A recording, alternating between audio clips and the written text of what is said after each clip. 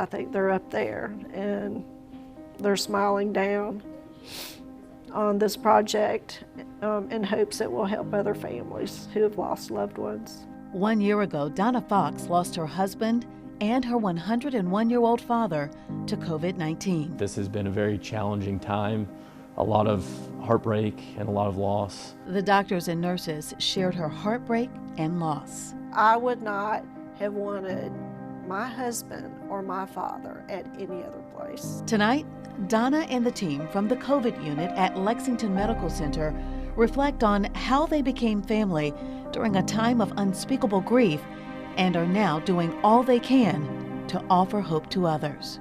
It's not just her story. This is a story that happens to everybody, you know, who has lost somebody to COVID. From WIS News 10 in Columbia, in partnership with Lexington Medical Center, Heartbreak and Hope after COVID. Good evening, everyone. Thank you so much for joining us tonight. I'm Sam Blyweiss. And I'm Judy Gatson. More than 8,000 South Carolinians have died due to COVID-19. That is 8,000 grieving families, including the family of John Means and Keith Fox. The special bond between father and son-in-law remains cherished by one woman, Donna Fox. I had an opportunity to speak with Donna about the two most important men in her life and why she is now sharing her story. As I'm sitting there watching the documentary, and I glanced over at you a couple of times, and I just kept thinking, Donna, how courageous it is really of you to share your family's story, because this virus has impacted people in so many different ways. What allowed you, what was on your heart to make you want to be able to share your story? This isn't just about me. This is about the 7,800 lives in South Carolina. It's about their families, and it's about the healthcare workers who took care of all these people who lost their lives. I feel like if this documentary will convince one person that this virus is real and that it can be deadly, and if it will convince one person to get the vaccine, then it'll all be worth it. You know, the Lexington Medical Center staff, they got to see the documentary first. So many more people are now having a chance to see it. What is it you want that you hope will be left with them after seeing your family's story? Part of the film is about devastating loss and grief, but I think it also shows that there is healing that comes, and there's hope for the future. It's if you didn't live it, you know what I mean? It's almost impossible to believe, you know, that you have gone through everything that you did. What was it that made you want to share your story? Just so people know that there is a silver lining, even as hard as it is to see. You know, you have to think of the good, focus on the good. And the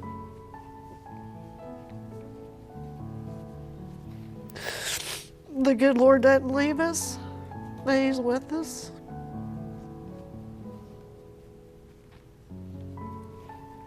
And you just have to have a lot of faith.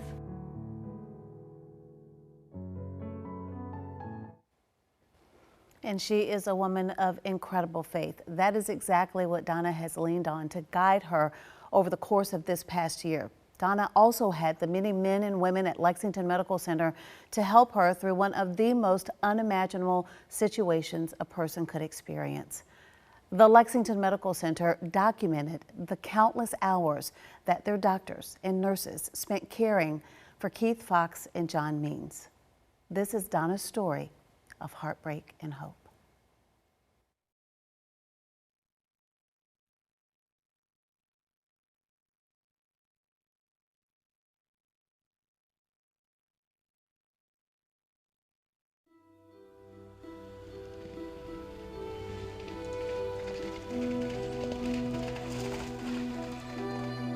Grace is never measured in excess. Its strength always comes when you're at your weakest. Not when you think you're at your weakest, but when you truly are. So be strong in the faith you have, and the rest will be added to you. It will be just enough.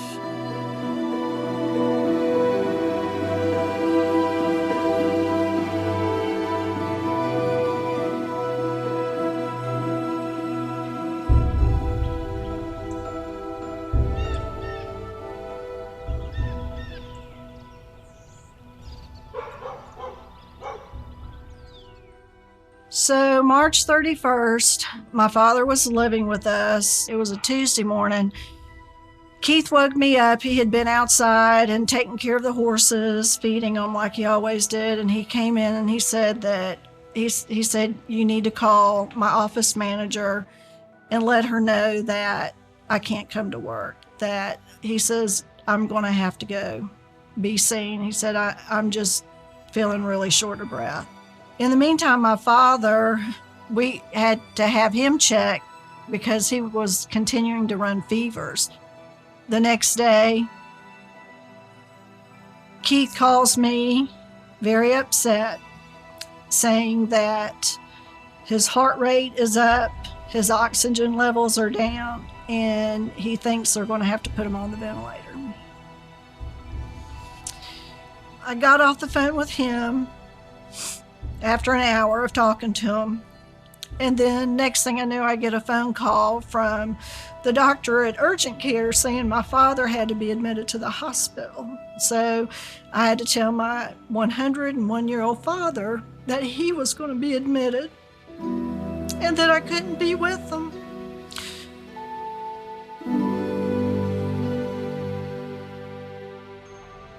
When I met Keith Fox and Mr. Means, it was April. I remember just being struck by it because I knew that the father was a decorated veteran and that his son-in-law was in our ICU as well, and they had a very intense connection, and you could feel that. Thinking back, he was probably one of the first really sick patients that we had from COVID-19, and you know, we're still learning a lot about the disease now. We were definitely learning about the disease then, and you know, I think we all put a lot of time and effort into trying to get Keith better and give him the best opportunity to succeed. We really had nothing available specific for COVID at that time. A lot of the things we were doing then that are the standard of care are no longer used. And so there was a lot of fear of the unknown.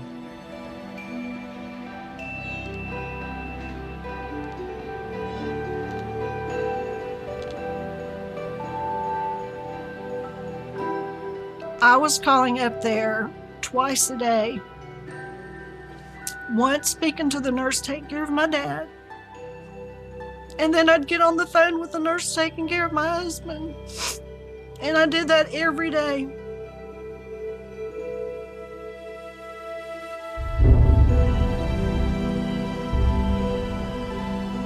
I remember wondering what the wife/daughter was going through and the intense emotion she was having.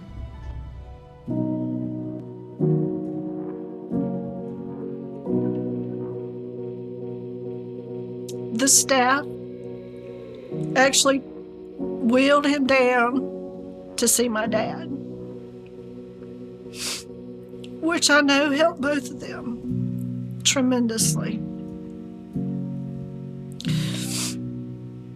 And that's something I'm so very grateful for them to do that. But I got to FaceTime him. I FaceTimed with Keith while he was in the room with my dad. Monday morning, Dr. Keith called me and said that they had to put Keith back on the ventilator. And then 10 o'clock that morning, I got a phone call saying my dad had taken a turn for the worse and had had a stroke. So we got to go up there, my sister and I, to see my dad. And Dr. Day took me down so I could spend some time with Keith. The end of the world at the palm of my hand. When it all goes to hell, will you still be my friend?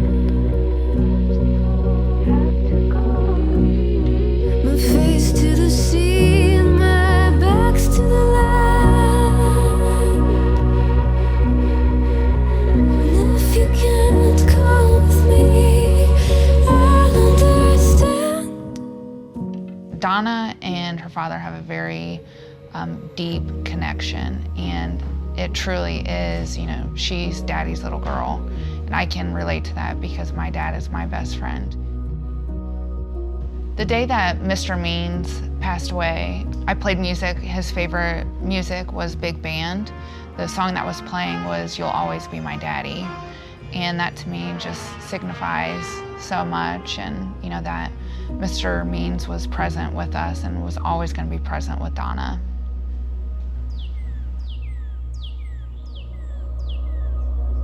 Cause when you travel light, some things are left behind.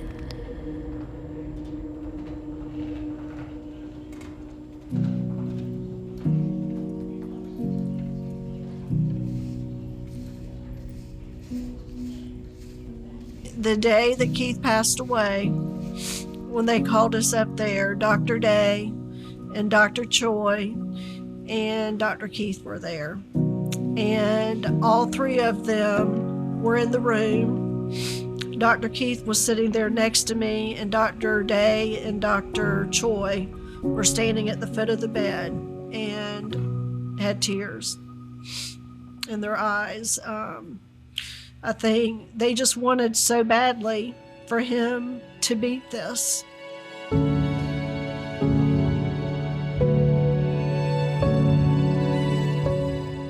That was a very emotional day, and as a team, we had poured a lot of effort into Keith and become close to he and his wife. And when I got that phone call, you know, I felt that that I needed to be there.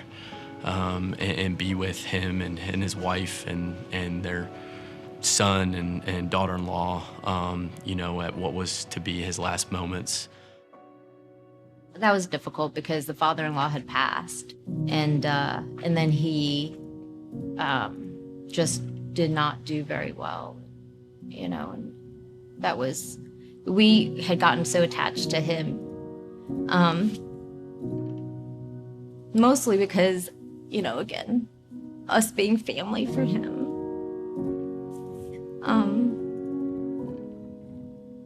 I held his hand and I said, we're gonna get him through this, and, you know, we're not gonna have him be a statistic, and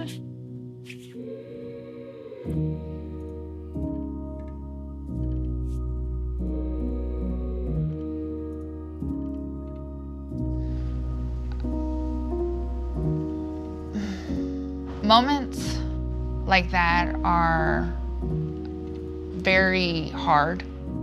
They're very heartwarming, but I have learned that after a lot of heartbreak with these COVID patients, unfortunately, I cannot become emotionally attached to them anymore.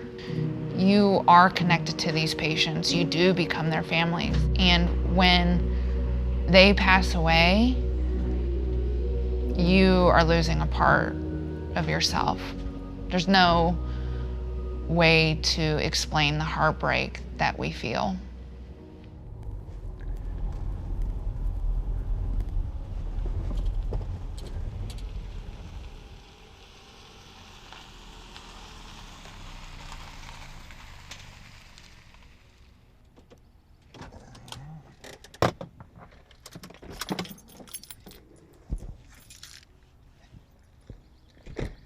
Donna. Hi. Hey there. Thank you so much. Yeah, absolutely. Thank you. Was it awesome out here? No, we're out in the sticks. Yeah, Carson. Hey, Carson. Good to see you. Hey,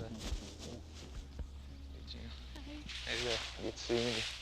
We talk about you guys and think about you and Keith and Mr. Means truly every day. And well, you know, every time I come by the hospital and I see the floor, I mean, I'm always saying a prayer for y'all. We appreciate it. We do. Because I know you've needed it. Keith's room is every day when I walk in, this is the first room that we walk by, and literally every single time I walk by, I think about him, and there's not a day that goes by up there that the staff doesn't talk about him or ask about him, and you and your family, and you guys have touched us in those prayers. They get us through some days and many days. And you guys are. We send out a lot of prayers for y'all. It was tough for us because all of us grew to love them. We really did, and we appreciate it more than y'all could know. Right after it happened, like all these patients. Caring for Keith and Mr. Means has definitely changed me, and you know, I think that was the hard, you know, the hardest call I've probably ever had to make. Because you know, every day, you know, talking with him in the beginning before we ever started, we talked about where we were trying to go, and we felt like we had gotten, you know.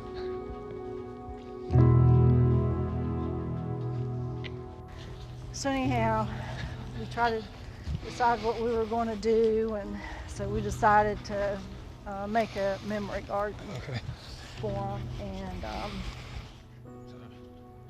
and then I found this angel, which I thought was most appropriate. Absolutely. For Keith. It just, you know, it just seemed cruel to have to call and tell Donna. At that point, you know, Keith was like a family member, and even more so even Donna, because of the conversations we'd have every day, and I just felt like it was so unfair. You feel like you let him down and let his family down, because he fought so hard and they were there with him, and it's like losing a family member. It really was.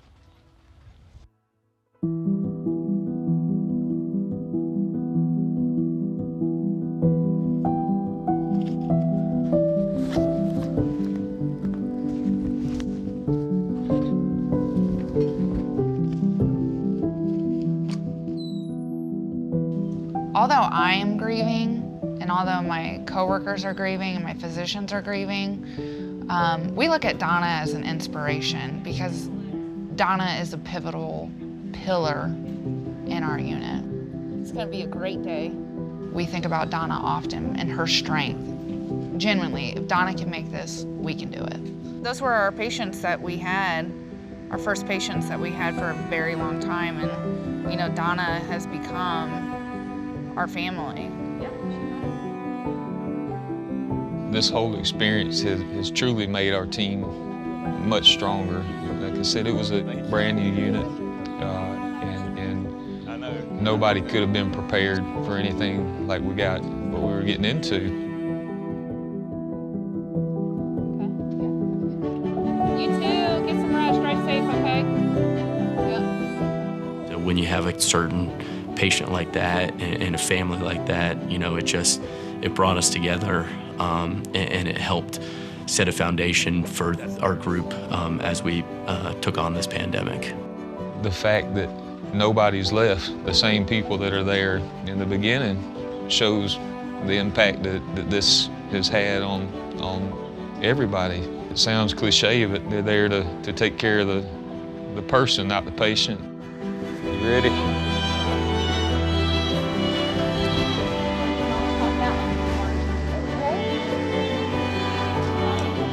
Strong work, team. That's what I took from him when I knew him, and the stories from Donna and Carson, and to enjoy what you're living and not take any time for granted. That wasn't really a medical lesson, it was just a life lesson.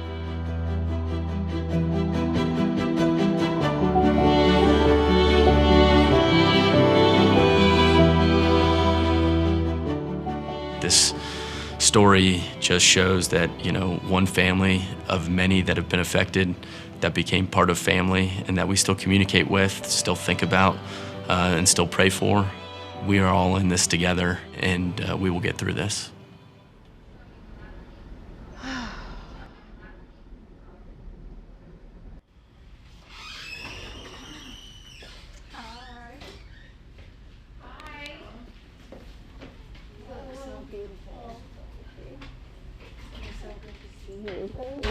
They look beautiful. Dr. Joy.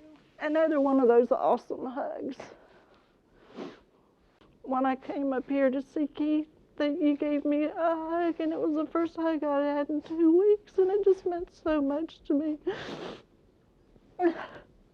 But I wanted to give you guys something. I had texted Dr. Keith a while back this message. It's called Malachi's message. Oh. This is it, and it has a picture of Keith on here with his room number and the dates that he was here. And I just, you know, I hope this provides a source of comfort and strength for you when you're having a hard day. And just know that, you know, he's up there looking down over all of y'all, and we're praying for you too. Okay?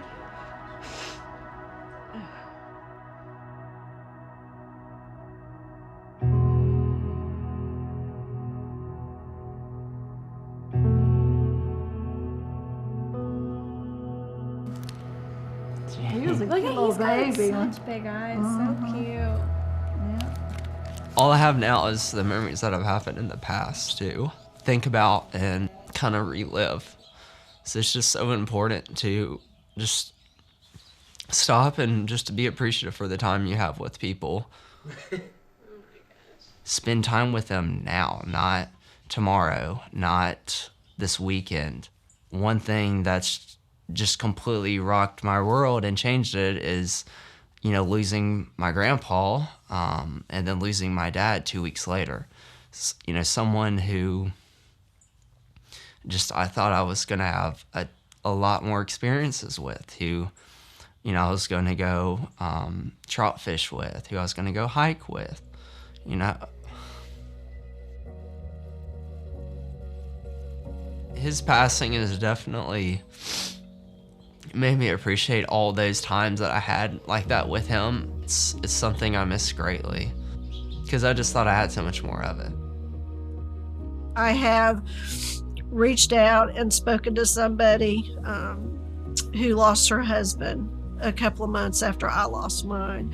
And I feel like if I can be a source of comfort to anybody who's going through the same thing that I've been through, you know, I think it's important for me to help them.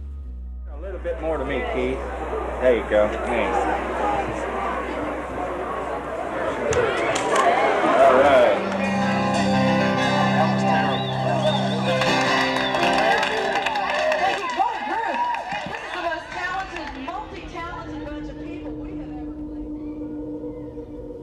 It's the end of the world at the palm of my hand.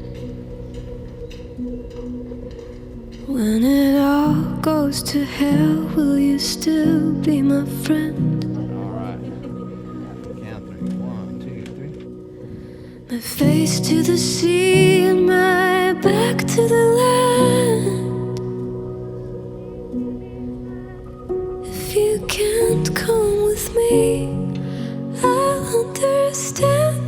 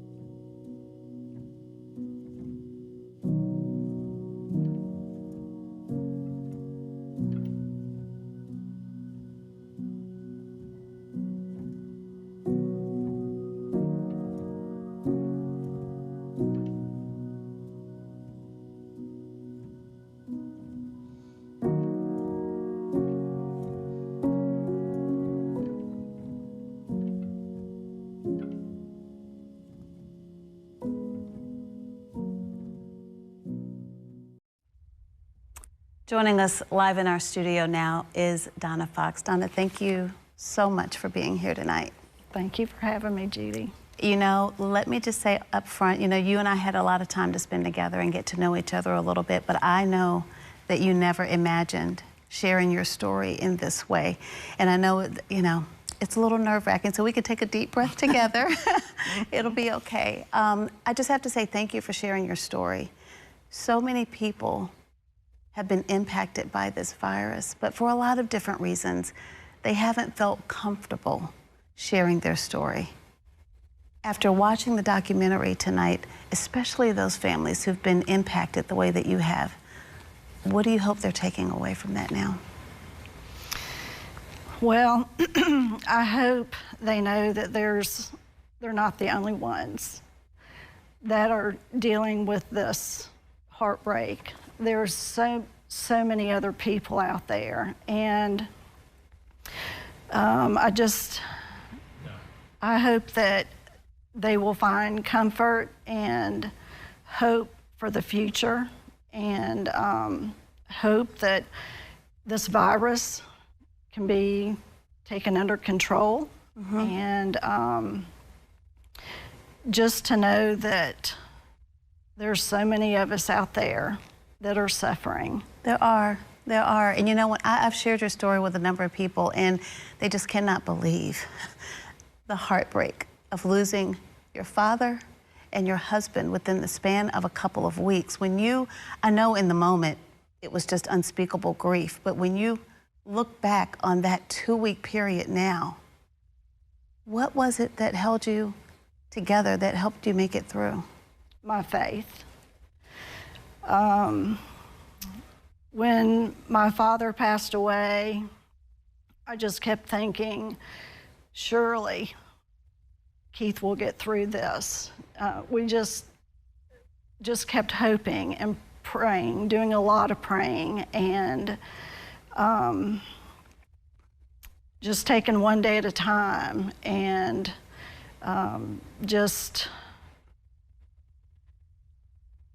we just felt like surely he'll be able to beat this.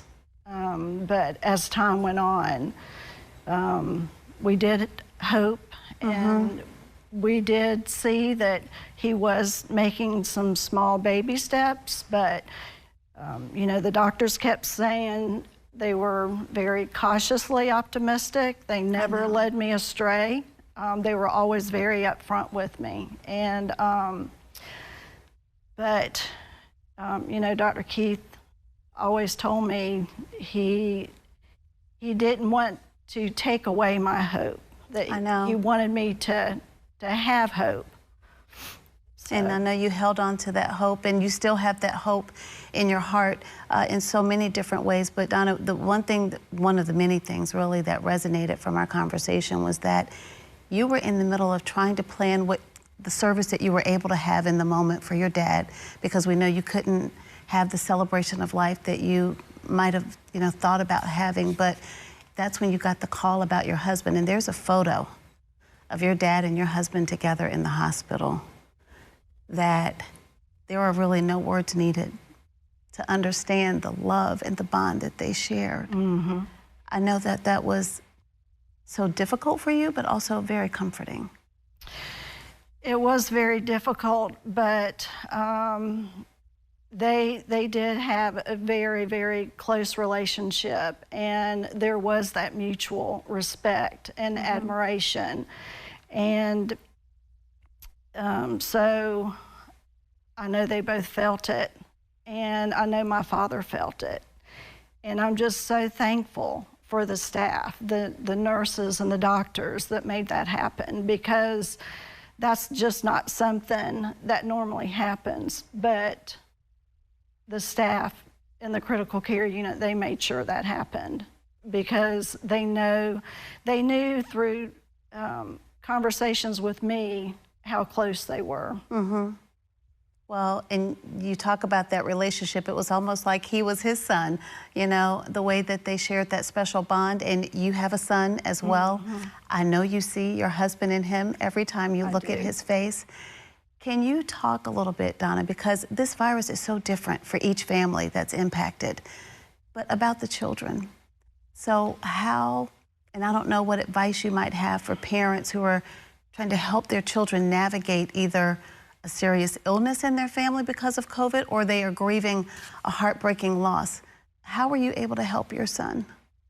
Well, it was really difficult because my father was 101 years old. We always said he was 101 years young because he lived up until he passed away.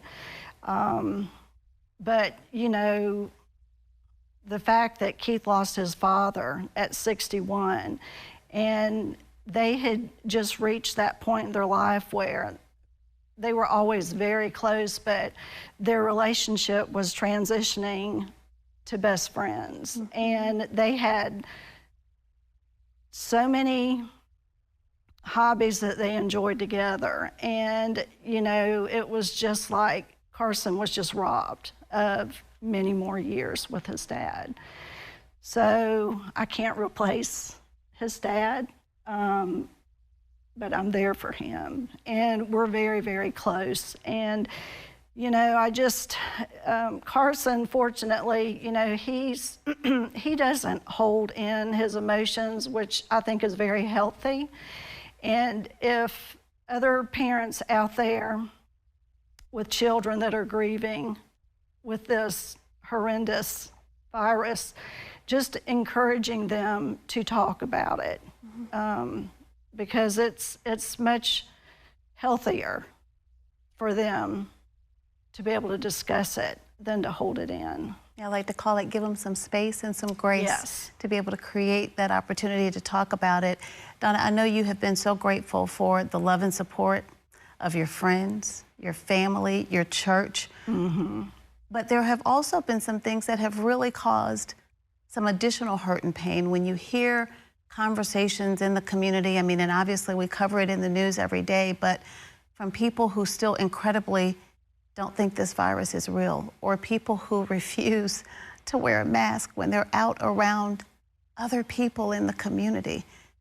What do you want to say to those people as they watch this documentary tonight? It's really hurtful and it's very frustrating because you never know when you're speaking your mind what somebody else is going through. And I just feel like anybody who has doubts about the virus, that they need to at least be very sensitive to those that have suffered. Unless you have watched your father and your husband take their last breath and go through everything they've been through with this virus, it's really hard to explain. And I think unless you have personally been affected by it, sometimes it's hard for people to understand. It is. It's so difficult, but it's so important for all of us to take care of one another and to be mindful and to be respectful, because you can't look at a person that you're around and understand whether they have underlying health conditions. You know, I looked at the calendar and I was looking at the dates. You know, we talked about that 2-week period when your father and then your husband passed away, and we're about 2 weeks out from that 1-year anniversary coming up, which I know has been heavy on your heart. What are you thinking about most as you know that that 1-year anniversary is coming? I am starting to really relive those 29 days starting tomorrow. Tomorrow would be 1 year since I took Keith to urgent care when he was admitted to the hospital. And it's going to be really tough. I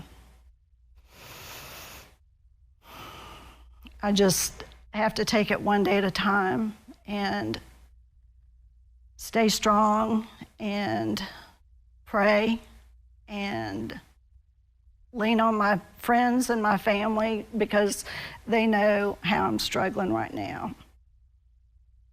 Well, if it can be any encouragement to you, I would say that part of the reason that you struggle so much during this grief is because you loved him so much, you know? If you didn't love him so much, you wouldn't be hurting the way that you are now. The people who are watching tonight, what do you want them to know about your dad, about your husband, about what you miss about them and what you're going to hold on to? Well, first of all, there's not enough time to say what I'd like to say, but, you know, my father, he told me one day, he said, you know, if I die tomorrow, I die a happy man. And I think for anybody to be able to say that is happy with the life they've lived. He lived a very full life. He was a very happy man. His cup was always half full. And he just, every day he woke up was a new day. And he just lived his life to the fullest. And my sweet husband,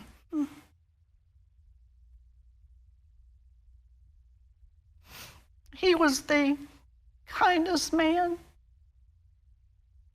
that I ever knew. He never spoke a bad word about anybody. And he was a man of great faith, and he was always willing and available to help anybody that was struggling. And I just miss the normal everyday life with him. And, you know, Sundays were our day together. We enjoyed going to church and just being together that day. And he was just, it's really hard to put into words. I know. But a remarkable man. He was. And you shared an incredible love. And I have gotten so many, I can't tell you how many of his patients that have reached out to me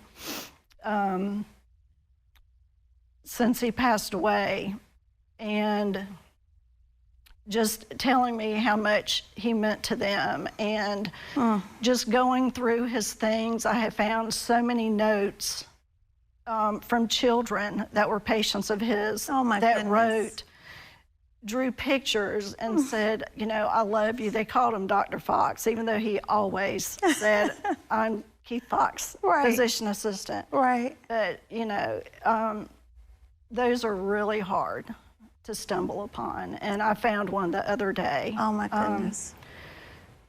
And, you know, he just, he was very quiet. He never drew attention to himself. But I never realized how much he did for so many people, not just from a medical standpoint, but from a faith standpoint. And he was just always there for his patients. And I just got to see a side of him, unfortunately, after he passed, that I knew he was a great healthcare provider. But there was another side of him that I didn't know was so impactful. To so many people, so many people. And you know, you said Sundays were your days together. This Sunday is Easter Sunday, a promise of renewal and to be reunited again. Donna, thank you so much for sharing your story. COVID-19 created a void on the floor of Lexington Medical Center's critical care ICU. It was the empty chair in a patient's room. It was the missing hand at the bedside. And it was the silence where the voice of a mom, a spouse, or a son should be. But where silence and emptiness created gaps, nurses filled them. They became caregivers, therapists, chaplains, and family. And that was abundantly true for two nurses who treated Keith Fox. And just like family, they carry his memory with them each and every day. To begin with, he was just an amazing man. His laugh was infectious. He always tried to make you smile no matter how bad he was feeling that day. He was, I called him our baby. He was like one of our very first, like really sick patients. For critical care unit nurses Leah Heinzen and Carla Branham, the memory of Keith Fox is never far away. He made me feel at peace when he was the one in the bed.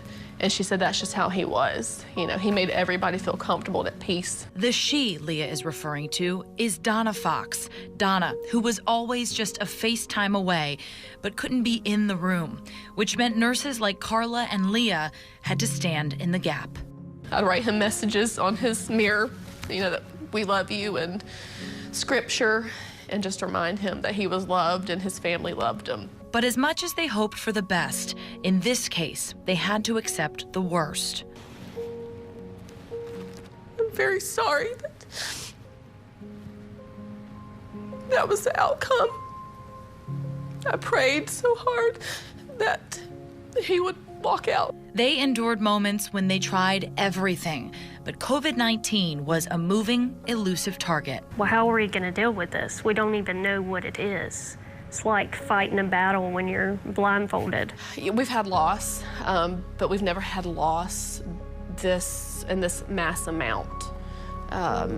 We've sometimes have people, 5 or 6 people die in one day, and I remember one day, I think it was 4 people within about 10 minutes, maybe 15 that died, and it was just back and forth to the morgue. In the blur of an emergency, in the urgency of a code, these nurses did exactly as they were trained, but many times it simply wasn't enough. And while 2021 is promising the hope of a fresh sunrise, with it, the trauma of the past year is just coming into view. I'm struggling today, more so a year ago, and what I've been told is that, you know, I come in and you react. That's what you do at your job. And now that we're not all COVID, our identity for this past year is now gone. I feel like I have a weight of the world on my shoulders. I'm recapping everything this past year, the people that we've lost, and I guess really starting to feel it now. Days where you think you're moving past and are able to begin to cope, then you pass by their room, or either you just remember them, you know, and just instantly fall back apart. But amid the grief, the sadness, and the loss, they always find a reason, a purpose to keep going. There's still people that we've got to try to reach and to try to, you know, prevent people like Donna from having to go through, potentially stopping another husband being lost, another father being lost. Not only did John and Keith make an impact on the nurses at Lexington Medical Center, they also formed a bond with 3 doctors responsible for their care. And tonight, those physicians are opening up about the lasting impact of Keith and John and what it felt like to relive those memories in the documentary. Keith was one of our first really memorable patients. You know, I was the one that told him that we needed to put him on the ventilator, and yeah, I remember him being so scared, and I remember telling him that we were going to do everything that we could to get him home, to get him back to his family. And, you know, like I said in the piece, is I didn't want him to be a statistic, and that's what I told him. He was truly probably the first really, really sick patient we had, and it was kind of shocking to us how quickly and sick he got. I just use the phrase, it seems unfair, and you know, you don't want to taking it to another level. You don't want to question your faith, but you know, I had an awesome friend who was a chaplain where I was before, and he used to say it's not our job to explain it. It can be unfair, and it just seems so unfair to see, you know, a family that can just be completely devastated and destroyed. Mr. Means was such a funny person. He was warm. When I first met him, he was still very much alert and talking to us. He would tell us stories about his experiences in the war, and, you know, and just how fully he lived his life. It was really difficult to hear that he had suffered strokes and eventually passed away. That was difficult. And then for, you know, Keith to kind of go that way as well later, within a short period of time, that was also really heart-wrenching. That picture was an amazing picture, and that one was tough to see because at that point both of them were awake and able to have that visit, and obviously both of them got worse from there. But I had a relationship with Keith in particular because I met him before he went on the ventilator, but never saw the two of them together, and to kind of see her reflect and see the pictures of them together, it just, I don't know, that was kind of, to me, that was the toughest part to see. It just made it a lot more real. Incredible care and compassion. Joining us live now in the studio, Doctors Carol Choi, Matthew Day, and Philip Keith from Lexington Medical Center. We appreciate all of you being here with us this evening. Dr. Choi, I want to start with you because we've covered a lot about just how demanding it has been over the course of the last year, what it is required of you and your team. Tell us what it feels like now to at least momentarily be able to take a step back and realize all that you had to accomplish and all that you've provided to people in our community. Well, I mean, I think it's been a very difficult year. We've had a lot of really, really dark moments, and you know, times where we thought we weren't going to be able to get patients through, you know, their illness. There were days where we couldn't, and we celebrated those small victories where we were able to get some people off the ventilator and home. You know, I think we've learned a lot about ourselves, about our team. I can't say we've learned a lot about the disease, but I think we've learned how to cope and deal with it. And we've had some more successes recently, which has been encouraging. Well, Dr. Keith, that's a great place to pick up. As Dr. Choi noted, you know, a year ago, we knew little about this virus. Still at this point, we're learning. And you guys along the way have been learning to fight it, you know, as it's coming at you. So since last year, how has treating COVID-19 changed? How has it evolved? And do you feel like you're making some progress? I do. You know, as Dr. Choi said a year ago, when this all started, we really had nothing. We just, each day, throughout the day, we learned. And as we've kind of taken each case as it's come, we've learned things along the way to the point where we do feel like we have a game plan that we feel is much more effective at this point. We've learned things that don't work, things that do tend to work, as far as managing the ventilator, being more proactive than we were originally taught to be with some of the interventions we're doing. And it goes back to what we've always known, that earlier is better with anything we do. And just we continue to learn every single day. And so every patient we see, we have learned from, and hope to take that to the next patient that comes through. And so I think we feel much more comfortable with what we're doing, more hopeful with each case that comes in now. Well, we need all the hope we can get. Dr. Day, we are seeing encouraging reports that monoclonal antibody treatments are reducing hospitalizations. But what do you say to people who see that news and say, great, this pandemic is behind us. Even if I get seriously ill, we now have a great treatment? I think, you know, there's a lot of exciting treatments and breakthroughs with the monoclonal antibodies and vaccines, but that doesn't take the place of our mask and social distancing. And part of the reason we are seeing a decrease in numbers is because we're doing everything together. We have seen, you know, several people that have had the monoclonal antibody treatment still up in our ICU. So just because it's a promising treatment doesn't mean it's going to be effective for everybody. So our recommendation would be to continue to do what we know works, which is, you know, wear your mask, socially distance, and ultimately get vaccinated. Look, there are no magic tricks, right? You guys are doing everything you can. So Dr. Choi, you guys are living this day in and day out. What do you wish that the people who are outside of your hospital, who are still at this point refusing to wear a mask, could see inside your ICU? So I wish they could see just how sick these patients can get. And it's not just the elderly that's affected. We've got people who are in their 20s, 30s, and 40s that are really sick and sometimes don't even make it home. And so, you know, this could be you, this could be your friend, this could be your loved one. You know, I wish that they would be mindful of the impact that they are making when they refuse to wear the mask and socially distance, and take the precautions that we know are effective. Dr. Keith, Donna earlier has talked about feeling like the staff there is really family. Talk to us how you strike that balance, though, of keeping your emotions in check while providing the very best standard of compassionate care. I think that can be a tough balance, but I do think it's the most important thing we do, because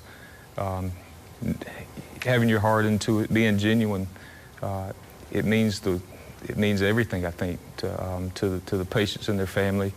But it is tough, as a lot of us have pointed out. I think our team is wonderful because they genuinely care and they put their heart into it, and it can be tough. But I think, you know, my dad, he's my role model, and he always says you have to be able to help the next person. You have to be able to stay focused and use your emotions and be sincere. But if they get the best of you, you can't help the next person that you might need to help. And trying to always keep that in mind is something that I struggle with. I think that we all struggle with, but it is so important. You know, we've heard so much from all of you how this experience has brought you together as a unit to make you a stronger family at Lexington Medical Center. But of course, this has also had an incredible impact on your families at home. If just briefly, because I know we're running out of time, but I want to hear from each of you about the impact it has had on your family, or if you just want to say a word of thanks to your family. We'll just go one by one. Dr. Keith, starting with you. Yeah, family, you know, that's the way you get through this. And you know, when you come home and you got Amaya, who's drawing pictures for me. Isaiah with his little witty self, always getting into trouble. He can get me a little bit more angry. And then Jake, he's just always on the go, keeps you on your toes. And then obviously my wife, you know, she's perfect, you know, and you know,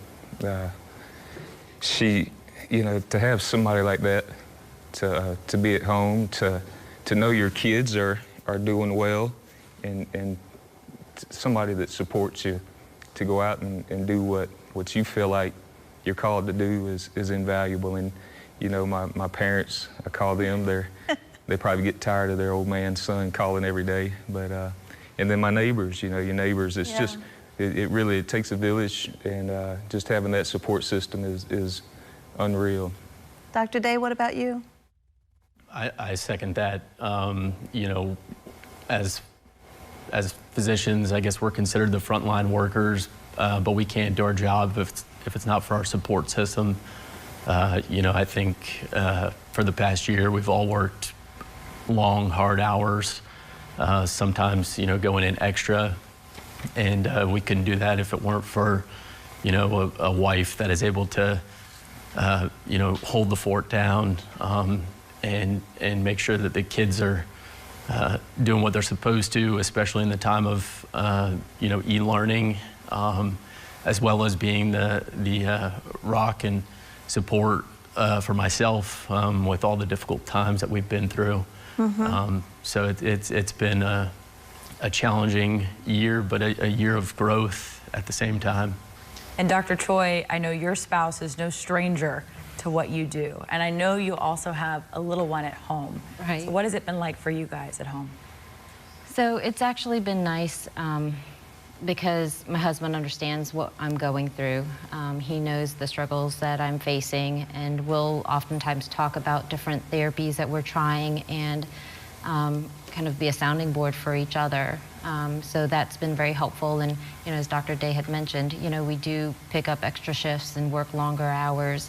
And so it's been very nice to have him be supportive of that and be willing to pitch in and you know, kind of take care of things at home when I'm not able to. And I've got my in-laws and my parents that are also helping out as well. So it's just been, you know, it takes a village, you know, to kind of get through all of this, and you know, I think we're all very fortunate to have that in our families and our neighbors. It is truly a team effort, both, you know, in front and behind the scenes. Dr. Day, mental health has been a huge concern during this pandemic. So what have you guys specifically done, you and your team members, to take care of yourselves, to make sure that you are incorporating that self-care and staying well yourselves? It's been difficult. Before COVID hit, we would try and do some, you know, different things as a group for camaraderie and things like that. But since everything's kind of been shut down, we haven't had that opportunity. So we just check in on each other. You know, we can kind of tell when someone's getting worn out or overworked, and we offer to, you know, to let them out early or you know, give them a weekend off. And it's just staying present with them and checking in and being honest and asking for help if needed. Absolutely. Dr. Keith, I want to come back to you. It can be so incredibly difficult to see through the grief of a story like this. But Donna has talked about what an inspiration you all have been to her. I know you all have talked about what an inspiration she has been to you. I'll ask you what I asked her earlier. After people see this documentary, what do you want them to take away from the story that you all have so courageously shared? So I think seeing Donna be able to talk about her story, it gives a face in the story to the numbers that are out there, and I think this shows just that love that she had for her dad and her husband, and it's real because it comes from her. It comes from others that have reached out to her, and I think, you know, you asked about the emotional tie to it, and this shows the emotion that is behind it. It talks about the person, and it's not just a number, and to see how it's impacting her and her faith and her desire to get it out there for others to see is just, she's an inspiration to all of us, our entire unit, and from the moment we met Keith and met her, it's been that way and continues to be that way. So wonderful. Dr. Keith, Dr. Choi, Dr. Day, we cannot thank you enough for the work that you have done over the course of this past year, the work that you will do in the months to come. You are truly a blessing to everyone who you touch. So thank you, and thank you for being here with us tonight. Absolutely. God bless the entire Lexington medical team, all of our frontline healthcare workers, and especially the Fox family. The pandemic is far from over, but we have the power to slow the spread. We are encouraging everyone to get vaccinated. As you heard the doctors say, wear your mask and practice social distancing. They're all things that each and every one of us can do to impact our neighbors, to impact our family, to impact our friends. If you at home have questions about COVID-19 or about how to sign up for the vaccine, just head to our website, WISTV.com. We have all of the information there for you. Everyone, thank you so much for being with us tonight. Good night.